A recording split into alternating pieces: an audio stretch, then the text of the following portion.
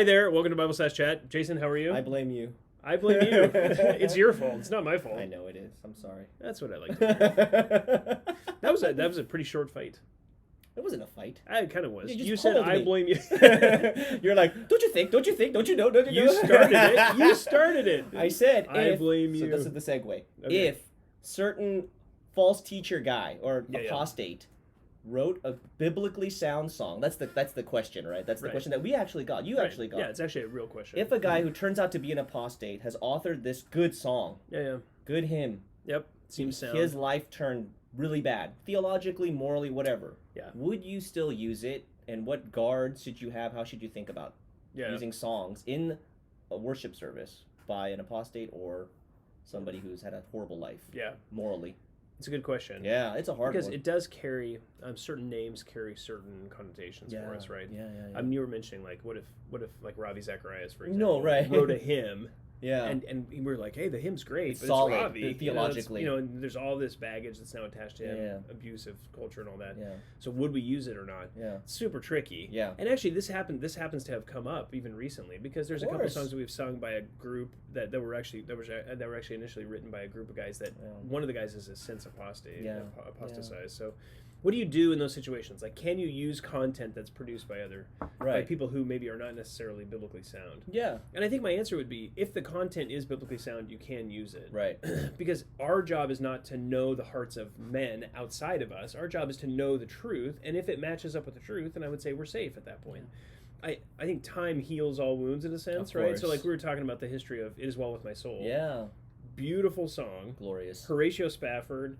Everyone knows the story. His family dies in the Chicago fire. He's over the ocean, right where they, and his business burns, and his family dies on the boat. His kids do, and he's on the boat right over the place where his kids drown, and he writes this hymn, and it's this beautiful story. It all just comes together. Yeah, and you're like, wow, this guy's an amazing guy. It turns out actually he and his wife, after he got to England, they ended up moving to Jerusalem and starting like a utopian messianic sect, like sort of very odd And that's stuff. wrong. They're trying to essentially establish heaven on earth in Jerusalem. Yeah. Yes. Yeah. So I mean, they actually went sort of crazy. Yeah. I mean, theologically, they went south. Very south. Yeah. But It Is Well With My Soul is a beautiful song. No one knows the backstory on Spafford and everything they did later. We don't talk about that because the song is beautiful, and time has sort of buried all of that data. And the same is true of a lot of things, right? We sing a lot of hymns that were written originally by Catholic priests or different people, and we say, well, can you sing that song? Well, I mean, if you look into anybody's life and you really start to poke at it, apart from maybe John Newton, like you said, there's something in there that's not necessarily helpful, right? Yeah, he's the one safe guy. And then William Cooper, he struggled with depression, he tried to kill himself.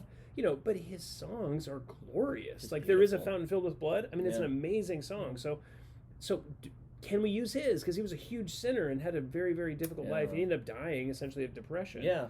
Like what? So my answer would be, at this point, our job isn't to evaluate the writers per se, because all people are sinners, and even writers that didn't apostatize in their lives, we don't actually know whether their hearts truly love Christ, right? We just know the content of what they wrote. Yeah. So we can look at the content and say, is this content biblical? Yeah. If it's biblical, clear, and singable, I think we should consider that song to be sung in corporate worship. Fair enough. Now, there's, like, for example, Bethel writes a lot of music. Would we sing Bethel songs? Yeah. Well, to be honest, Bethel isn't writing biblical, clear lyrics. Not much of a question there. No, then. Yeah. And so it's not only because of Bethel. There are connotations that are associated with that, but it isn't only because of Bethel, because of who Bethel is. Because of the connotations of Bethel. Yeah, but it's actually because the actual content is relatively weak and difficult to sing, and oftentimes, and then just like extremely repetitious. So like, we just don't want it. We just don't need that in church. I'd rather sing As Well With My Soul. Refrains 20 times at minimum, over and over and over. That's a good point. So that's the first thing I would say. Our job is to be discerning about content, not necessarily about writers. Right. On the second, however, like a second sort of consideration, there would be, there are connotations that are present in our current culture because time hasn't healed that wound. Time hasn't dealt with those wounds, and so those connotations we have to be wise about. So if we're going to sing a song by a group or by a person who has presently apostatized, or who is presently being accused of sexual misconduct or all these things, then I would say we might want to be a little bit reticent about using that song, just because someone might say, well, did you know that this person wrote that song, and their conscience might be troubled by it in a way that wouldn't necessarily be helpful. So we might want to avoid it just for the sake of protecting people's consciences.